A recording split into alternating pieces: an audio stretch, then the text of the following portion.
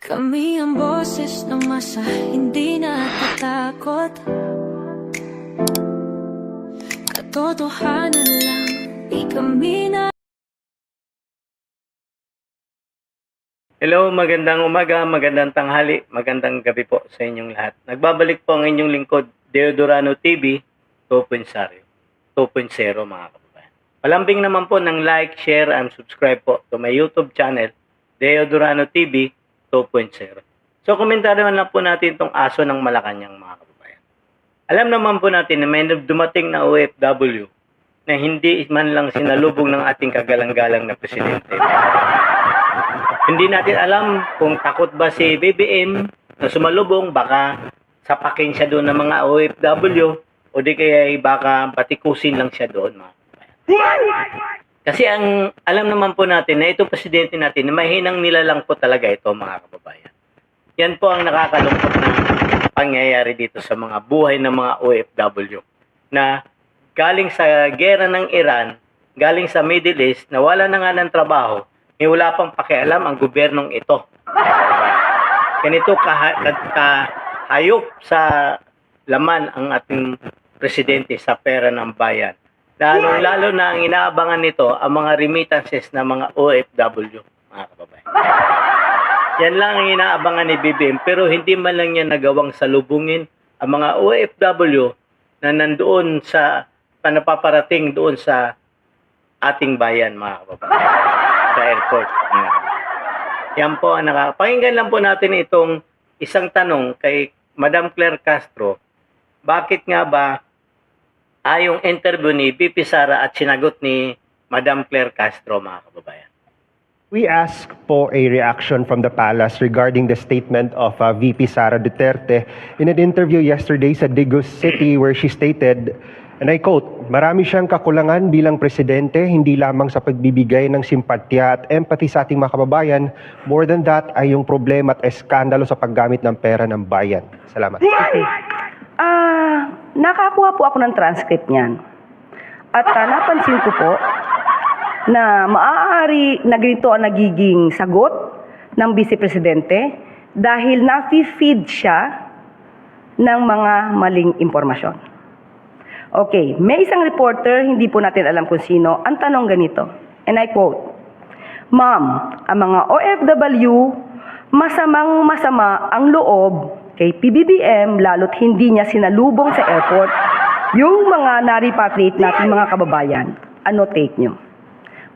Yan po mga kababayan. Talaga naman pong masama ang loob po talaga ng mga OFW, mga kababayan. Bakit? Ang Singapore po ang unang-unang tumulong sa mga kababayan natin na nandoon sa bigit ng silangan, mga kababayan. Pero ang presidente natin hindi malang magawang magpadala ng eroplano doon sa bigit ng silangan, mga kababayan. Alam naman po natin yan, na kaya lang naman nakauwi ang mga OFW dahil sa tulong ng Singapore, mga kababayan. Yan po ang nakakalungkot na pangyayari ng mga OFW. Kaya nga po masamang-masama po ang loob. Hindi po yan gawa-gawa lang ni VP Sara na salita.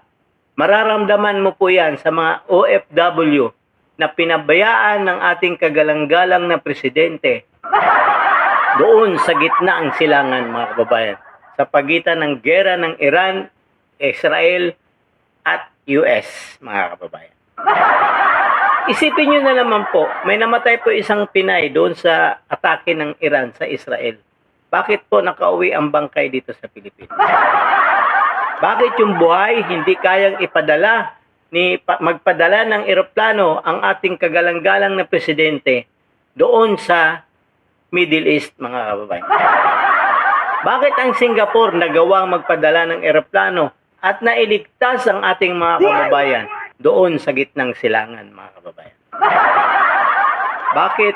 At ang ating presidente nagpunta ng Amerika, gumastos ng milyon-milyong pera, nag-stay doon ng ilang araw, at nagpakahiya lang doon at tumutulo ang sipon sa harap ng mga karamihan sa UN delegation, mga kababayan. Yan ang ating presidente. Sa halip na ang gastusin niya doon, sa halip na itulong sa mga kababayan nating mga salanta ng gera sa Iran at Israel at Amerika, ang ginawa nito, lumayas pa ito papuntang New York at doon nagbigyan tayo ng kahihiyan. At tumulong pa ang sipon sa harap ng mga UN delegates, mga kababayan. Yan ang ating kagalang-galang na presidente. Nakakahiya po talaga. Kaya nga po, galit na galit ang mga OFW dahil hindi man lang nito magawang salubungin ang mga OFW. Dahil baka pagsasapakin siya doon, hindi naman gagawin ng mga OFW. Talaga nang babatikusin siya. Alam naman po natin nag-viral noon ng isang sa Philippine Embassy na may mga dumulog na Pilipino kung paano sila makakauwi ng ating bayan. Anong sagot ng isang taga roon? Wala daw pondo, mga kababayan. Yan ang nakakalungkot. Magsilayas na kayo dyan. Kung wala kayong pera, inubos na ba ni BBM ang pera ng bayan? Ano na yung mali-malitang kinukuha nila, mga kababayan? Saan na ba napunta ang pera na yun? Ituloy lang natin si Madam Claire Castro na di umano'y mali daw ang tanong na ibinigay kay BP Sara, kaya nakasagot si BP Sara ng hindi tama. Tanungin, tuloy lang po natin si Madam Claire Castro. Una, dapat ang reporter, alam kong hindi kayo parte doon, dapat pag nagtanong sa kanilang ini-interview ay mayroong facts, mayroong resibo. Katulad ng sinabing masama ang loob kay PBBM dahil Bakit ikaw, Madam Claire Castro, lahat ba ng sinasabi mo dyan may resibo ka? Hinahanapan mo ng resibo si Madam BP Sara, pero ikaw wala ka namang may pakitang resibo. Ang resibo ni BP Sara, yung mga OFW nagreklamo na mismo sa inyo. Diba? Yun ang resibo ni BP Sara. Hindi mismo hanapan mo siya ng resibo. Ikaw ba, habang nagdaradaldal ka dyan, tungkol sa mga Duterte, may resibo ka ipinapakita? Yung pinagyayabang mong proyekto ng gobyernong ito, na yun, na sa may kamuning na tulay, yun ang pinagyayabang mo. Yun ang historical nyo, na proyekto na ginawa ng inyong presidente na si BBM. Diba? Yun ang historical. Yun, gawin monument, lagyan mo ng monumento ni BBM yun, Madam Claire Castro. Lagyan mo ng monumento yung tulay doon na overpass doon sa Kamuning yata yon. Lagyan mo ng monumento ni BBM na yun, ng historical proyekto niya. Yan ang nakakalungkot, mga kababayan. Tuloy lang natin si Madam Claire Castro, mga kababayan. nalubong sa airport, saan nanggaling ang kwento na yon? So, ngayon, dahil malinaw yung premise, sumagot ang... Hello. Ang tanong, Madam Claire Castro, sumalubong nga ba o hindi? Yun po ang sagutin mo. Kasi yun po ang malinaw na tanong eh. Sumalubong ba ang presidente mo na si BBM doon sa mga OFW o hindi? May anino nga niya, hindi makita doon eh. Dahil natatakot siya. Diba? Yun po ang buong katotohanan, mga kababayan. Natatakot siya sa sarili niyang kagagawan. Diba po?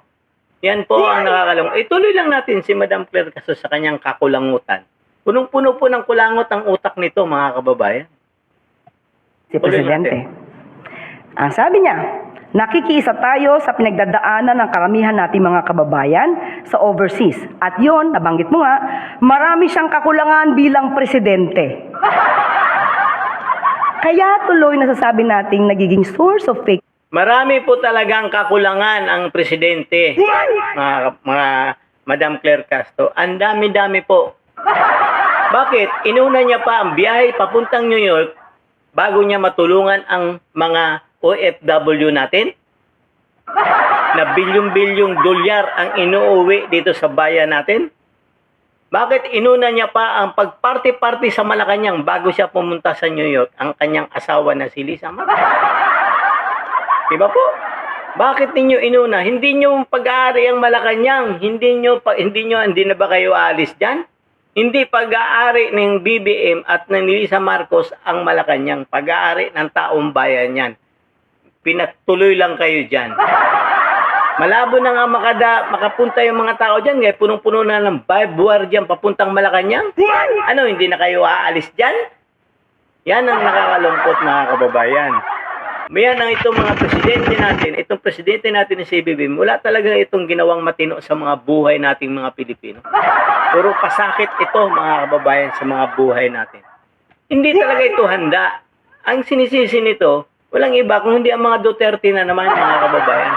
Pero sila ang nasa pwesto. Ano ba talaga ang gagawin mo, pinakamagandang gawin para sa mga kababayan natin, Madam Claire Castro?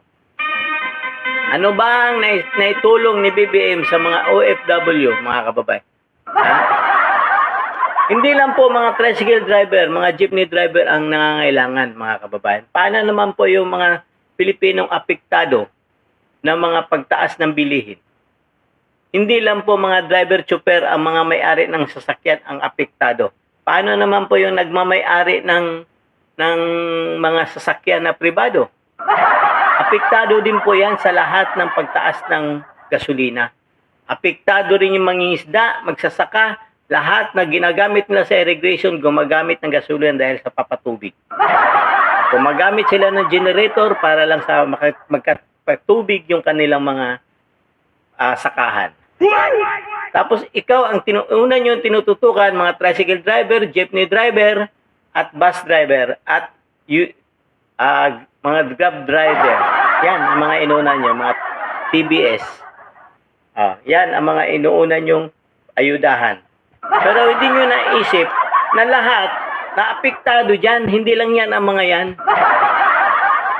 Hindi lang ang government vehicles, private vehicles, kasama lahat dyan. Bakit? Bumibili lahat ng gasolina yan. Iba ba ang presyo ng private vehicles kaysa jeepney driver na gasolina? Parehas lang, mga kababayan. Nag-iisip ba kayo ng tama dyan? Ano ba ang plano ninyo sa mga ibang ordinaryong gumagamit ng gasolina? Bakit na lang hindi kayo mag-subsidize doon mismo sa mga gasolinahan para lahat makatikim ng biyaya ng gobyernong ito na inuubos lang ang pera ng bayan kung saan-saan mga bulsa nila dinadala? Yan po, mga kababayan. Tuloy lang natin si Madam Claire Castro, mga kababayan, sa kanyang kakulangutan. Ang Vice Presidente dahil pinagmumulan din ng fake news yung tanong ng ibang reporter. So sana maiwasan ng ibang mga reporter, I'm not pertaining to all of you because I know you're all professional here. Iwasan yung ganon, especially kung ang reporter nito ay kaalyado niya or hindi. Mas maganda na maging neutral sa pagtatanong para makapagbigay ng... Hindi, Madam Claire Castro. Ang tanong kasi, sinalubong ba ni BBM ang mga OFW o hindi? Kaya nga po siya na nagagalit dahil wala ho talagang pakialam ang presidenteng ito sa mga OFW na naninilbihan sa ibang bansa, mga kababayan. Ang importante lang kay BBM, yung mga remittance nito, mga kababayan. Hindi na iniisip nito kung anong kalagayan, sitwasyon ng mga OFW ito. Dahil lang ang nakatutok ang gobyernong ito sa mga Duterte lamang. Iyan po ang buong katotohanan. Kaya nga ito, si Madam Claire Castro, sinusuka na ng mga OFW si BBM, mga kababayan. Halos na lang nga siguro pag nakita ito. Baka ayaw na makita, baka batuhin na lang ito ng kamatis. Kasi wala talagang silbi. Inutil po talaga ang kagalang-galang na presidente, mga kababayan. Nakakalungkot mang isipin, pero yun po yung buong katotohanan. Inutil po talaga ang ating presidente. Wala hong nagawang matino sa bayan natin, sa mga OFW na biktima ng giyera sa gitnang silangan. Yan po ang katotohanan. O hanggang dito na lang po muna ako, mga kababayan. Palambing naman po ng like, share, and subscribe po to my YouTube channel, Deo Durano TV 2.0. God save the Philippines. Kami ang boses ng masa, hindi natatakot. Katotohanan lang, di kami nalulunod. Walang bahid ng sismis, lahat ay totoo. Kahit sino ka pa, pag mali ka babanatan ka. Walang pinipili, kulang wala kaming kinikilingan. Basta para sa bayan, kami lalaban. Pagdama palakpakan, pag mali banatan, di matitinag, di matatakot. Para sa bayan, tuloy ang sigaw. Sa harap ng kamera, walang halong takot. Mga baluktot